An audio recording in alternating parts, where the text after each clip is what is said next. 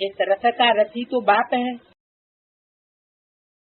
राजयोग सिखाया तो बहुत होंगे जिन्होंने राजयोग सीखा। शास्त्रों में फिर घोड़े वाली गाड़ी दिखाई दी, तो घोड़े वाली गाड़ी क्यों दिखाई दी? रथ भी दिखाया और साथ साथ में घोड़े भी दिखाई दिए। क्यों? शरीर रूपी रथ में प्रवेश किया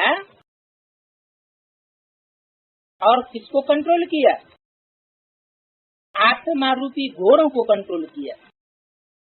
तो शरीर रूपी रथ जिसमें प्रवेश करके परमात्मा बाप प्रत्यक्ष होता है वो अलग चीज, और उस रथ को चलाने वाले आत्मा रूपी घोड़े अलग चीज।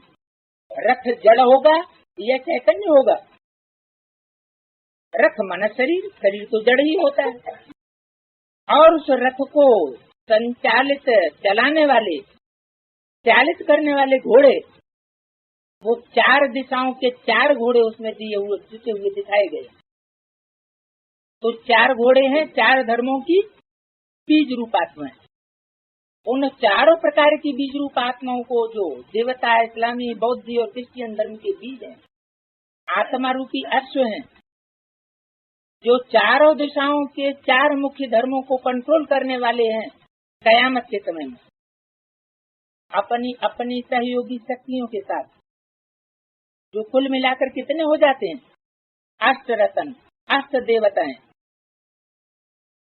वो चार घोड़े मुख्य हैं जिनकी लगाम, मन बुद्धि की लगाम परमात्मा बाप के हाथ में रहती है, सुप्रीम सोल के हाथ में रहती है।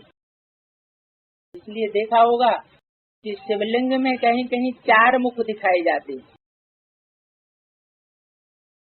चार मुख का मतलब क्या हुआ? चार तरह से बोलता है क्या?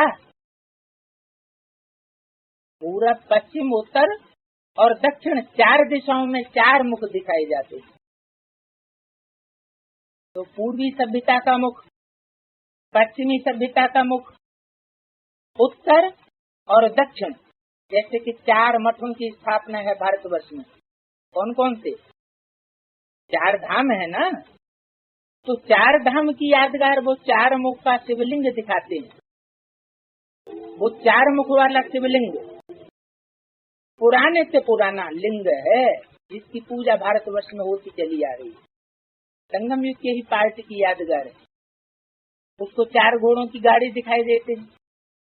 मुरली में बताया है कि पहले बंगाल के साइड में, बंगाल में चार घोड़ों की गाड़ी का रिवाज था। बड़े बड़े राजाएं, महाराजाएं चढ़ते थे, ऐसे रथ पर उनकी सवारी होती थी।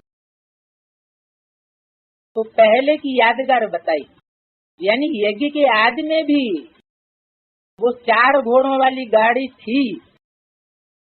वो आत्मा यज्ञ से छोड़ गई, अपना संबंध संपर्क शरीर छोड़ करके चली गई। वही आदि वाली आत्माएं फिर दोबारा यज्ञ में आती हैं जब मम्मा बाबा शरीर छोड़ देते हैं। उन्हीं बच्चों में फिर से बाप दादा का, माने ब्रह्मा की सोल का और शिव का प्रवेश होता है, और प्रवेश करके फिर वो रथ तैयार होता है, जो आदि तो अंत में पार्ट जरूर चलता है।